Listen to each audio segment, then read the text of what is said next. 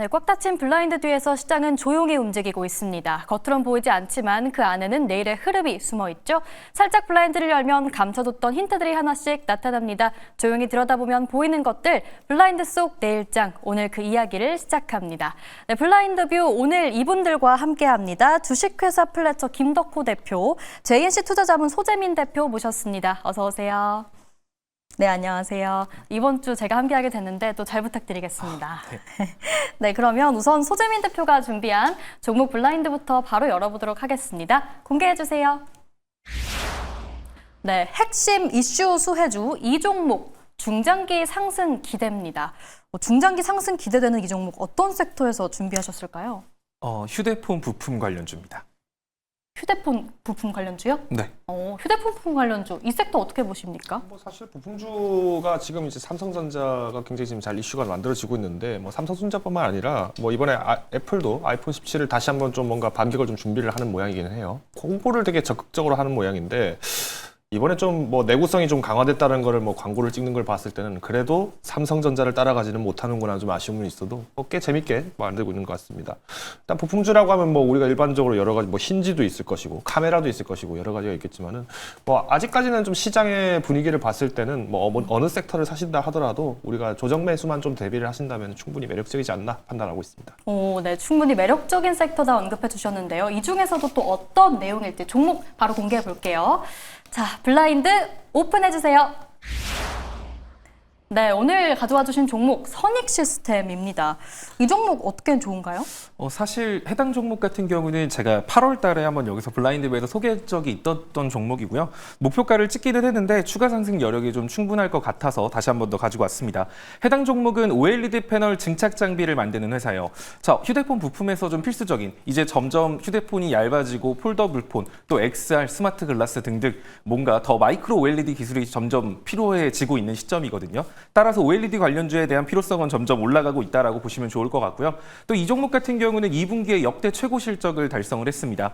그런데 BOE랑 관련이 있는 기업이다. 거기에 장비를 납품했다라는 이력 때문에 다소 시외에서 좀 시장에서 소외받고 좀 하락한 모습을 보였거든요. 근데 최근에 이제 또 생산 캐파 증설을 위해서 190억 규모의 공장을 투자를 한다라는 이슈도 존재를 하죠.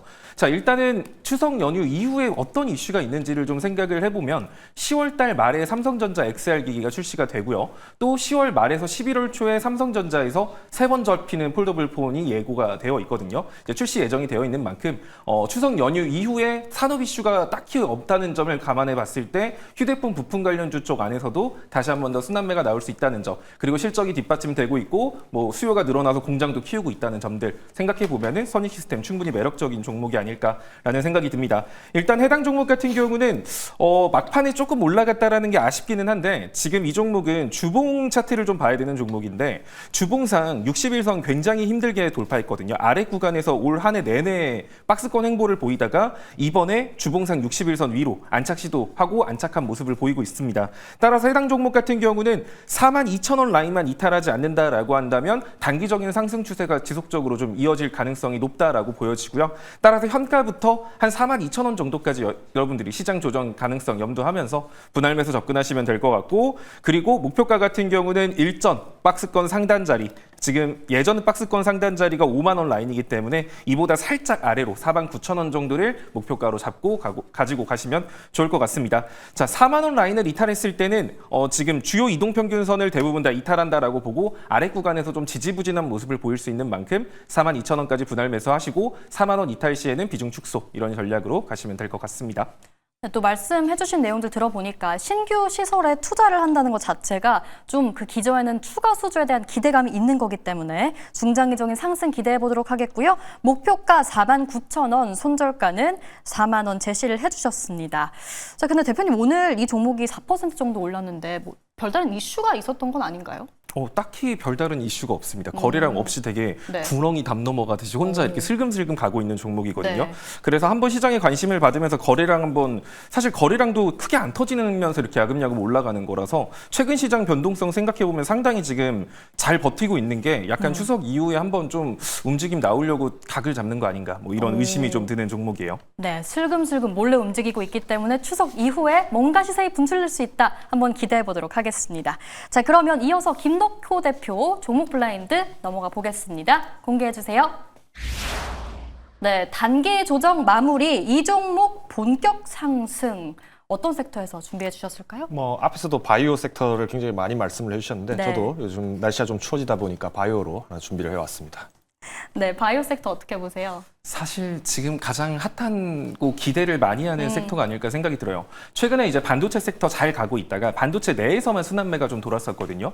그러다가 이제 업종 대표 종목 몇 가지만 남기고는 좀 반도체도 주춤해진 상태고 로봇 관련주도 잘 가고 있는데 이제 사람들이 약간 부담감을 느끼기 시작했거든요. 그런데 이제 금리 인하 또 이제 연내 금리 인하 1회, 2회 더한다라고 한다면 사실 직접적으로 수혜를 받는 섹터 중에 하나가 제약바이오인 만큼 뭐 제약바이오 섹터는 사실 반도체 다음 순환매로 좀 유력한 섹터가 맞는 것 같습니다. 네. 그래서 뭐 이쪽은 뭐 종목만 잘 고른다. 근데 워낙 좀 개별 이슈 가지고 움직이는 종목군들이 많다 보니까 네. 이 점은 여러분들이 좀 생각을 하셔야 되고 변동성이 워낙 커서 손절가나 이런 걸 좀 칼같이 잡고 들어가는 거 아니면 사실 그래서 개인적으로 손절가 잘 못 지키면 권해드리고 싶진 않은 섹터가 제약바이오 섹터 뭐 이렇게 정리할 수 있겠네요. 아무래도 금리 인하랑 묶일 수 있겠지만 그래도 손절가는 명확히 잡고 들어가야 하는 섹터인 것 같습니다. 바이오 섹터에서 어떤 종목 챙겨 오셨을지 만나보도록 할게요. 저도 성우 아나운서님처럼 좀 멋있게 해봐야 되는데 도전해보겠습니다. 자, 블라인드 오픈! 네, 오늘 어떤 종목인지 확인을 해봤습니다. 녹십자네요. 녹십자 어떻게 가져오셨을까요? 사실 녹십자 같은 경우에는 뭐 여러 가지 이슈들이 있죠. 특히나 이제 제가 아까 날 쌀쌀해지면은 바이오가 간다라고 얘기를 했는데 이 녹십자 같은 경우는 대표적으로 이제 방역 관련 그리고 이제 뭐 접종이나 백신 관련으로 좀 이슈가 많이 나오기도 합니다. 이번에 이제 2분기 실적을 보신 분들은 아시겠습니다만은 매출이 그래도 전년 대비해서 19% 이상 상승을 했고요. 뭐 영업이익 같은 경우에도 전년 대비해서 50% 이상 상승을 했다라는 걸 보시고 아마 많은 분들이 좀 깜짝 놀라셨을 거예요. 특히 이제 연초, 그러니까 올해 초가 됐을 때 작년 4분기 실적 발표가 예정이 되어 있는데 실적이 좀 안 좋을 것 같다라는 얘기가 나오자마자 1월 달에 거의 주가가 굉장히 많이 낙폭을 보였었죠. 근데 저는 이게 지금 녹십자가 그동안 이제 R&D를 좀 잘 잡고 접근을 하면서 꾸준하게 해외 성장을 위한 투자를 하다 보니까 그 수순이 이제 좀 뒤늦게 나오고 있지 않았나라고 판단을 하고 있습니다. 이번에 이제 그러니까 이제 알리글로 같은 경우에도 2024년도부터 해서 지금 한 1년 정도 딱 매출을 잡았는데 1년간 지금 벌써 매출액이 지금 1,000억을 찍었다고 하더라고요. 물론 이제 분기 대비로 나눠서 보면은 사실 금액이 전체 분기 매출에 대비했을 때는 좀 작은 편이기는 합니다만은 그래도 이번 2분기 매출 내에서도 적지 않은 포지션을 유지를 하고 있고 특히 이제 매출 성장세가 지금 뚜렷하게 나오고 있다는 거는 해외 시장 공략을 하는 데 있어서 굉장히 좀 효자 제품으로 좀 등극을 하지 않았나라고 보고 있습니다. 이 알리글로가 되게 재밌는 것이 우리나라에서 이제 만들었던 이 혈액 제제 그 중에서도 이제 기업이 처음으로 도전해서 FDA 임상을 받았던 최초의 제품 중 하나가 바로 이 알리글로인데 이미 이제 지금 미국 내에 있는 사보험 시장에서도 이제 포지션을 75% 이상 확보를 했다라고요. 뭐 아시겠습니다만은 미국은 이제 의료보험이 굉장히 비싸다 보니까 또 의료보험 혜택이 굉장히 좀 얕다 보니까 회사별로 이제 사보험을 굉장히 많이 가입을 합니다. 근데 여기에 이제 미국 보험사들 같은 경우에는 우리나라 건강보험처럼 이제 어떤 보험을 가입했다고 해서 모든 보험사가 적용되고 모든 병원이 적용되는 게 아닙니다. 그러니까 어떤 병원에선 되고 어떤 병원은 안 되고 이거를 또 선택을 할 수밖에 없어요. 그런 거에 반영했을 때 오히려 지금 입지가 넓다라고 한다는 거는 그만큼 병용성이 높고 또 부작용이 굉장히 적다라는 강점을 갖고 있기 때문에 1년 매출을 좀 잘 만들지 않나 보고 있는데 녹십자가 지금 이제 우리 질병관리청에서 2028년까지 진행을 하고 있는 이 코로나 mRNA 백신 관련해서 이제 연구 지원 대상으로 지금 선정이 되어 있습니다. 이번에 이제 국내 임상 1상을 지금 신청을 할 예정이고요. 여기에서 이제 뭐 다 끝난 마당에 코로나 다 끝난 마당 이게 무슨 의미가 있냐라고 생각하시는 분도 계시겠습니다만은 mRNA 관련해서 이제 이 흔히 말하는 플랫폼을 지금 만들어서 인정을 하려고 지금 굉장히 노력을 많이 하고 있습니다. 그래서 최근에 이제 오늘부터 해서 이제 중국의 무비자 입국도 굉장히 많이 이슈가 되고 있는데 사실 동남아 지역엔 아직까지 코로나 이슈로 굉장히 많이 문제가 되고 있다 보니까 뭐 국내에서도 좀 일부 방역에 대한 우려의 목소리도 많이 나오고 있는 상황입니다. 그런 면에서 봤을 때 녹십자 같은 경우에는 방역 그리고 조류 독감 그리고 이제 플랫폼 매출까지 기대를 해봤을 때는 우리가 좀 목표를 좀 더 높여보지 되지 않겠는가라고 말씀을 드리면서 우선 연내 목표가는 14만 8천 원 제시를 드리겠습니다. 손절가는 12만 2천 원으로 증시 조정 혹은 이제 뭐 종목에 대한 어떤 보도가 나왔을 때 혹시 지켜주시면 좋겠다라고 말씀을 드리겠습니다. 네, 알겠습니다. 녹십자 살펴봤고요. 뭐 글로벌리 미국 시장 진출, 현재 출시 매출 전망 좋고요. 코로나 백신 관련해서 국내 임상 일상 신청해둔 상태다. 이게 코로나가 뭐 끝난 거다라고 할 수 있겠지만 여전히 좀 모멘텀이 될 수 있는 내용이다 짚어주셨습니다. 이와 더불어서 목표가 14만 8천 원, 손절가 12만 2천 원까지 가격 전략 들어봤습니다. 자, 김덕호 대표의 종목 블라인드까지 들어봤고요. 그럼 이어서 또 여러분들이 가장 궁금해 하실 수 있는 또 내일장의 전략까지 짚어봐야 할 것 같습니다. 블라인드 전략인데요. 먼저 소재민 대표가 준비한 전략 블라인드 공개해 주세요. 네, 지금 시장에서 유효한 투자 전략은 바로 이거다. 바로 한번 살펴봐야겠죠. 블라인드 오픈! 기다림입니다. 뭐 지금 연휴가 얼마 남지 않아서 우리는 기다려야 한다 이런 의미일까요? 그거는 약간 좀 뻔한 얘기인 것 같고요. 네. 오. 조금 지금 시장에서 보면은 사실 시장의 방향성 자체는 상방이라는 것에 대해서 의심할 여지가 없지만 다만 지금 시장에서 올라갈 이유가 마땅치 않은 것도 사실이거든요. 그러니까 시장을 떨어뜨릴 이유는 없지만 그렇다고 시장을 막 끌어올릴 만한 이슈도 좀 부족한 상황이에요. 아무래도 환율에 대한 문제도 있을 거고요. 미국하고 하고 있는 무역 협상에 대한 문제도 있을 거고 이러한 다양한 대외 변수들이 존재하고 또 추석 연휴까지 앞두고 있는 만큼 아무래도 매도 심리를 자극할 만한 포인트들이 이번 주에는 많겠죠. 자, 그렇다 보니까 지금 시장의 경우의 수가 너무 다양해요. 그냥 고점을 갱신할까? 아니야, 박스권을 만든다면 어떤 식으로 만들지? 아니야, 조정을 줘서 피로를 풀고 다시 상승 추세를 이어갈 수도 있지 않을까? 이러한 다양한 경우의 수들이 존재하기 때문에 일단 지금 시장에선 여러분들이 매수 심리를 자극할 요소보다는 매도 심리를 자극할 요소가 많기 때문에 각각의 경우의 수를 하나씩 확인하셔서 이 중에 딱 하나가 충족됐을 때 매수를 임하시는 게 좋을 것 같아요. 일단은 바로 당장의 시장에 참여를 하기보다는 첫 번째 경우의 수는 3,400과 3,500선 안에서 박스권을 형성하는 경우거든요. 그랬을 때는 3,500선에서 바로 사는 게 아니라 3,500 찍고 만약에 밀려요. 그러면 3,400까지 다시 기다렸다가 그러면은 이제 우리가 알 수 있는 거거든요. 3,400과 3,500의 단기 박스권이 10월 한 달 동안 지속될 수 있겠다. 그러면 그때 가서 3,500 찍고 3,400 다시 왔을 때 여러분들이 좀 맘 편하게 매수를 하면서 기다리시면 될 것 같고요. 두 번째 같은 경우는 3,450포인트에서 한 60포인트 정도까지만 반등이 나오고 거기서 더 위로 치고 가지 못하고 밀리는 경우거든요.